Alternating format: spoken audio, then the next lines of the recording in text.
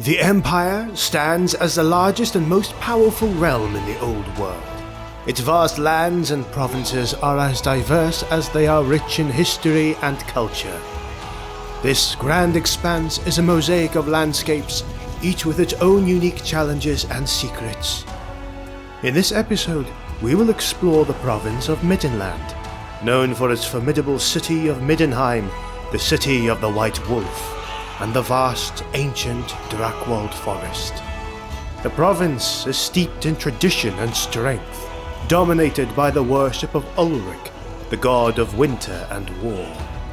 The influence of this deity can be felt in every aspect of life for the people that live in these lands.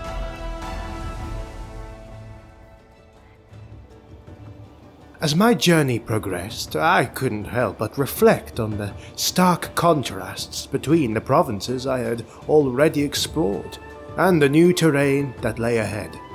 As I travelled further to my destination, the transition from the salty sea air to the crisp, cool winds of the inland was palpable as I continued following the well-trodden paths that wound through the Empire's heartland. Middenland is a founding electoral province that lies in the north-central region of the Empire. It is renowned for its rugged terrain, vast and ancient forests, as well as formidable cities.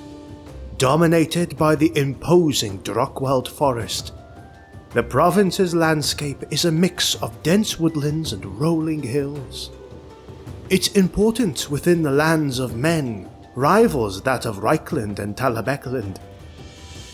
Middenland hopes to continue its tradition of producing numerous emperors for the realm, as has been the case through the history of the Empire. Middenland is regarded as the genuine voice of the North when local crises pose a threat to the realm. Middenland comprises a vast swath of territory stretching from the River Reich and the Great Northern Road of the wasteland in the west and southwest, and Hochland and the Middle Mountains to the east. Economically, Middenland benefits from its rich natural resources. The Drakwald Forest provides timber and other valuable materials, while the province's fertile lands support agriculture. Trade routes passing through Middenland connected to other regions of the Empire, facilitating commerce and cultural exchange, thanks to its relatively central position in the realm. Overall, Middenland is a province that embodies the spirit of humanity, resilient, fierce, and deeply rooted in tradition. Its strategic importance, both military and economically, makes it a crucial part of the Empire's overall stability and strength.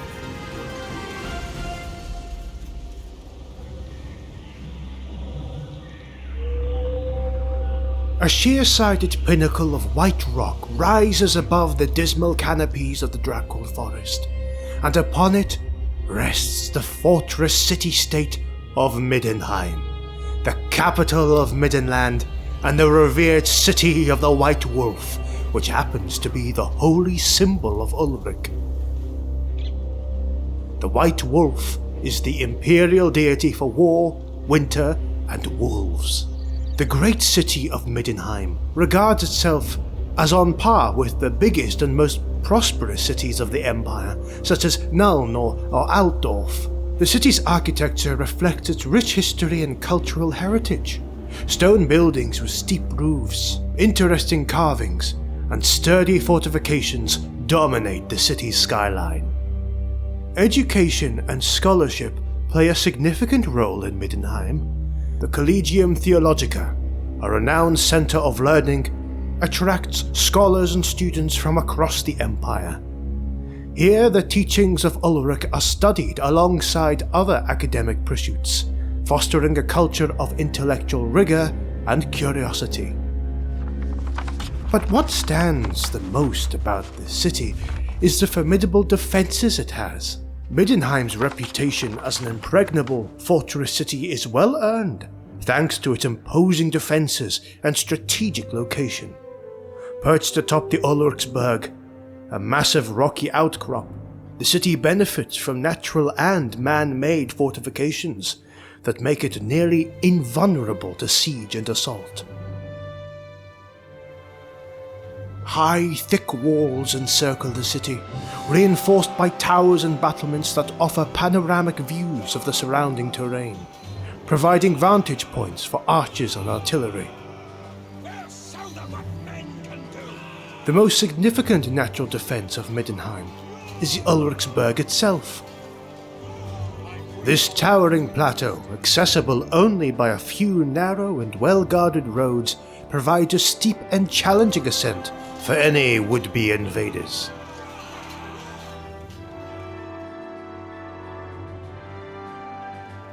A few entrances to Middenheim are heavily fortified gates, each a stronghold in its own right. These gates are equipped with portcullises, drawbridges, and murder holes, small openings through which defenders can pour boiling oil or shoot arrows at attackers. The gates are designed to be choke points, allowing defenders to focus their efforts and repel large forces with relative ease. Beneath the city lies a network of tunnels and catacombs. Originally intended for storage and transportation, these subterranean passages have been fortified and can be used for strategic troop movements, allowing defenders to appear unexpectedly behind enemy lines in times of siege. These tunnels also serve as escape routes or avenues for surprise counterattacks. Middenheim is equipped with an array of powerful artillery and siege engines, including catapults, ballistae, and cannons. These weapons are strategically positioned along the walls and towers, providing considerable firepower against approaching forces. Come, march, or Schwarzhelm will be at us. The city's engineers constantly maintain and improve these engines, ensuring that they are always ready for action when needed. Middenheim's impregnable status is a result of a combination of natural advantages, robust fortifications, and strategic military preparedness. Its defenses are designed to repel and withstand any assault, making it one of the most, if not the most, secure and resilient city within the Empire. While traversing the city and exploring its corners and points of interest, I asked a few citizens about how they felt about the place. As a lifelong resident of Middenheim, I can confidently say there's no place safer in the Empire. The formidable walls and watchful eyes of our guards give us a peace of mind that few others know. My father often tells tales of our ancestors who helped build these very fortifications, and my younglings grow up with the knowledge that they are protected by the best warriors, engineers, and priests that this realm has to offer. Every morning we hear the distant clanging of the blacksmith's hammer and the disciplined marching of the Totogen Guard, reminding all of us of the city's unyielding strength. We are proud to be a part of a community that stands strong against any threat, knowing that the resilience and the spirit of Middenheim will always protect us and our way of life. As our Elector Count confidently says, as long as the fire of the Great Temple lasts, our city will never fall.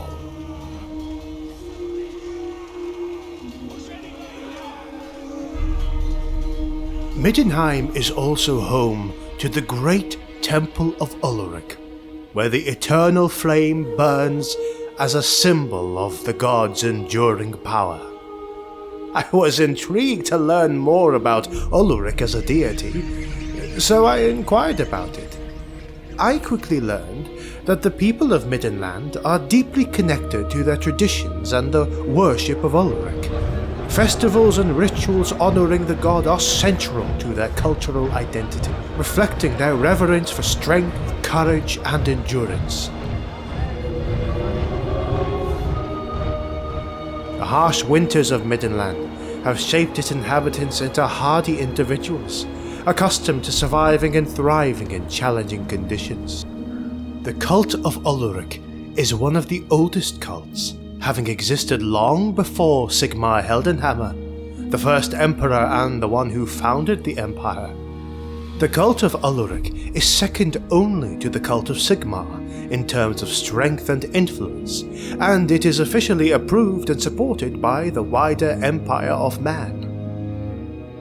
As we know, the symbol of Ulric is the majestic white wolf, a creature revered and respected by his followers. Devotees of Ulric often don wolf pelts as cloaks, each taken from an animal they have personally slain, adhering to the god's strictures of personal strength and valor. Ulric is typically depicted as a towering warrior, reminiscent of the ancient tribes who once founded the empire.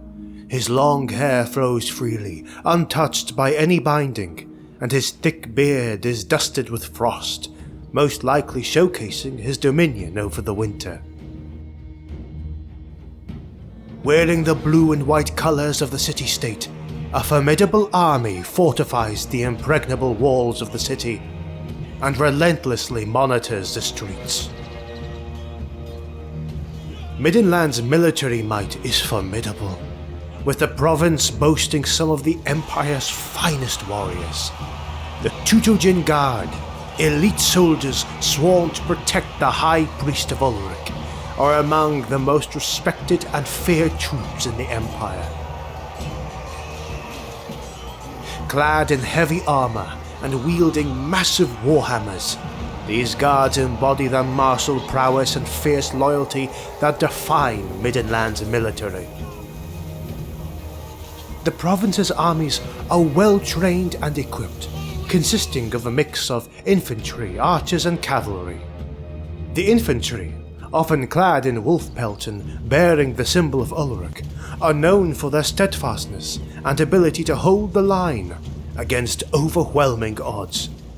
Archers and crossbowmen provide crucial support, their skills honed by years of practice in the dense forests of the Drakwald.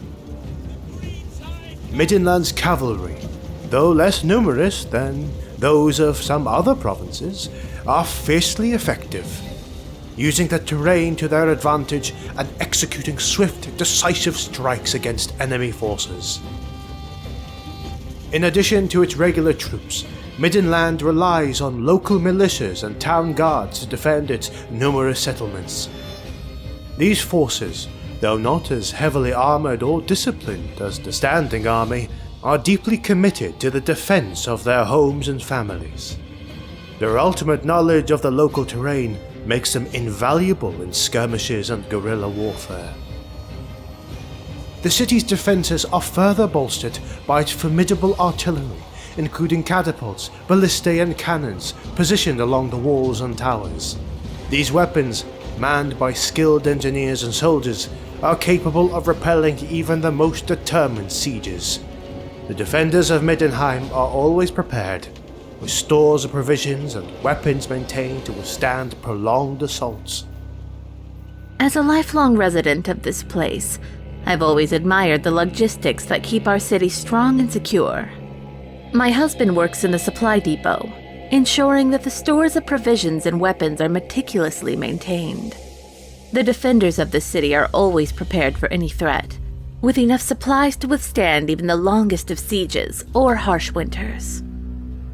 I've seen firsthand the detailed records he keeps and the relentless efforts of his team to stockpile food, water, and ammunition. It's a daunting task, but it's what keeps our city safe. Every night, as we sit down to dinner, I take pride in knowing that our efforts behind the scenes play a crucial role in our city's daunting defense. Within the province of Middenland, one can easily find the Drakwald Forest, which is a huge and ancient forest running from the edge of the wasteland to the far end of the province of Hochland. As one of the largest and oldest woodlands in the Empire, it stretches across vast swathes of Middenland, casting its dense, shadowy canopy over the landscape.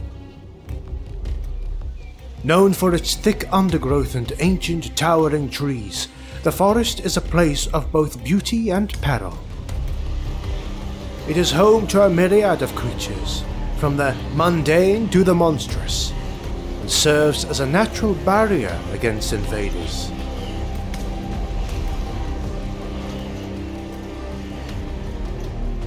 The forest's reputation for harboring malevolent forces is well earned, and it has been the site of countless battles and skirmishes throughout history.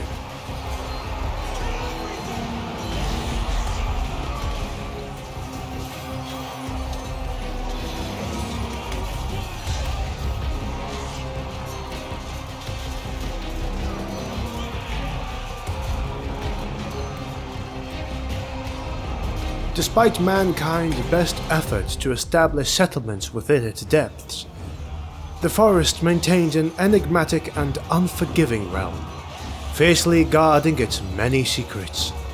Hidden within the shadows of its ancient trees, dangers abound. In the days of the ancient tribes and the early empire, dragons would emerge from these dark woods. Yes, dragons, spreading terror and destruction. These primeval creatures, with their fearsome presence, were a constant reminder of the peril that lurked within the forest's heart. Now, rumors of dragons lurking in the forest have majorly stopped, but some say there are foolhardy treasure hunters that often venture into the depths of the Drakwald, driven by tales of untold riches hidden within a lost dragon's lair. They seek not only the legendary hoards of gold and jewels, but also the fabled dragon eggs, which are said to remain forever fertile, requiring only immense heat to hatch. These daring adventurers risk everything for the chance to uncover such mythical treasures, something that would undoubtedly change their fortunes and their lives. They are majorly undeterred by the dangers that lurk in the shadowy heart of the forest, and so they meet their end within the damned forest in one way or another. While many of the dangers that are said to lurk in the Drakwald are often classified as legends or rumors, there is a fair share of dire threats that have been confirmed to live in the dark forest. A sinister threat lurks among the shadows: the perilous goblin tribes. These malevolent creatures, cunning and relentless, have carved out their own domains within the dense, tangled undergrowth. The goblins rely on their numbers, trickery, and terrifying beasts that they command. Among the most feared of these tribes are the ones who ride atop monstrous spiders, their eerie chittering mounts blending seamlessly with the forest's dark canopy. These spider-riding goblins are expert in ambush, dropping silently from the trees onto unsuspecting travelers and hunters. Their venomous companions strike swiftly and surprisingly quickly for their size, injecting paralyzing toxins that leave their victims helpless and at the mercy of the goblins' cruel whims. But even more terrifying are the tribes that command the giant Arachnarok spiders. These colossal beasts, with their thick armored exoskeletons and many gleaming eyes, are living nightmares that can crush a man with a single swipe of their massive legs. The goblins have a symbiotic relationship with these monstrous creatures, constructing crude howdahs on their backs, from which they launch their attacks. The Arachnarok spider can carry an entire war party into battle, and its immense size allows it to plow through the forest with unstoppable force. The lairs of these goblin tribes, hidden deep within the darkest part of the woods, are filled with stolen treasures and the bones of countless victims. Venturing into their territory is a perilous endeavor, as even the most skilled warriors can find themselves outmatched by their sheer savagery and numbers of the goblins and their fearsome arachnid allies. For those who live near the borders of the Drakwald Forest, the constant threat of goblin raids and spider ambushes is a part of everyday life, a peril that has shaped the resilience and wariness of the people of Middenland.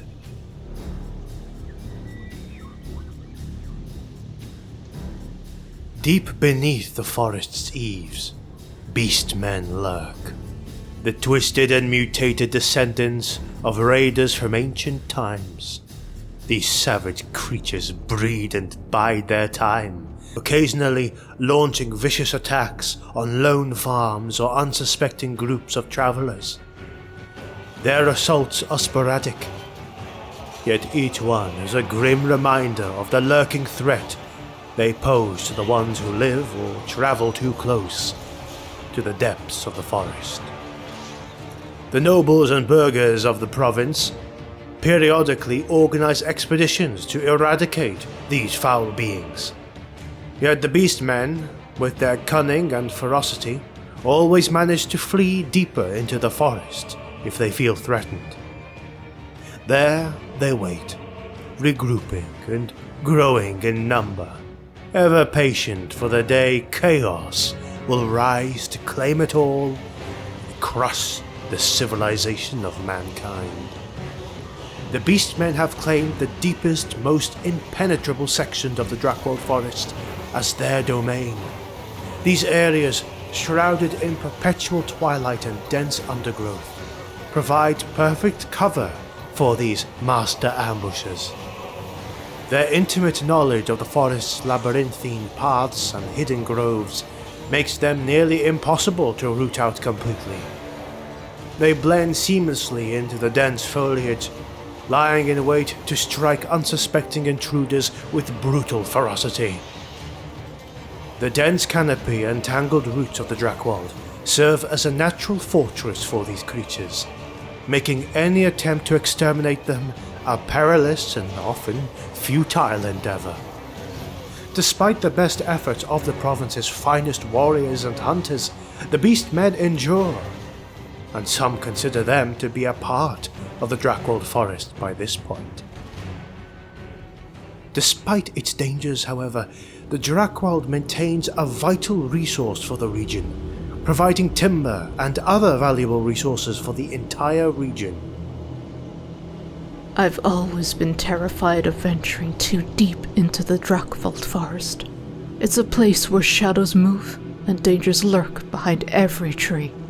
I've lost 2 family members to that cursed forest, my brother and my cousin. Both went in, daring to explore its depths, and neither returned.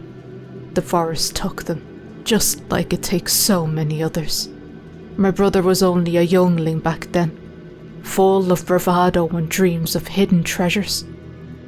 My cousin, a skilled hunter, thought he knew the woods well enough to survive its perils. But the forest is unforgiving, and it swallows even the bravest souls. Now every time I hear the wind rustle through the trees, I'm reminded of their loss and the cruel, untamed heart of that forest.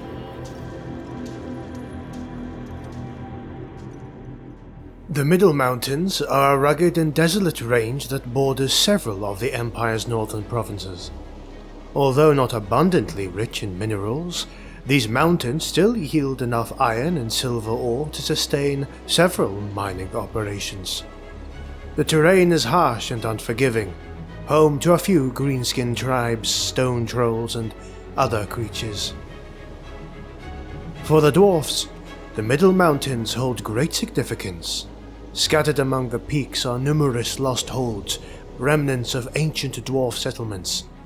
Legend has it that Nordberg, the highest peak in the range of the Middle Mountains, is the site where the dwarf god Grimnir made a heroic sacrifice, a tale that continues to inspire reverence and awe among the dwarf people. The mountains, with their stark beauty and hidden dangers, remain a place of both opportunity and peril, steeped in history and myth. As I conclude my exploration of Middenland and the city of the White Wolf, with its imposing fortifications and resilient people, my journey now leads me to the heart of the Empire. Reichland. Ah, this province, renowned for its bustling trade routes and the majestic city of Altdorf, promises a wealth of new discoveries and insights. Westernmost of the Empire's great provinces, Reichland is the seat of imperial power and the richest, most cosmopolitan province in all of the Empire. The allure of the Reich River, the lifeblood of the Empire, and the vibrant cultural diversity of Reichland are too enticing to resist. With a mixture of anticipation and excitement, I prepare to venture to the next province and closer to home, eager to immerse myself in the rich history and dynamic life of Reichland. My journey continues, and with it, the promise of uncovering more secrets and stories that shape our vast and wondrous world.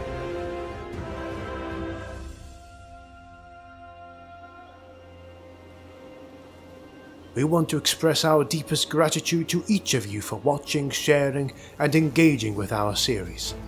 Your comments and feedback are invaluable, helping us to continually improve and bring you the best content possible. Now that we know more of Middenland, what did you find most fascinating about this province? We'd love to hear from you while we wait for the next episode. You can also check out our full video about the monsters and creatures of Warhammer Fantasy. Again, thank you for watching, and see you on the next one.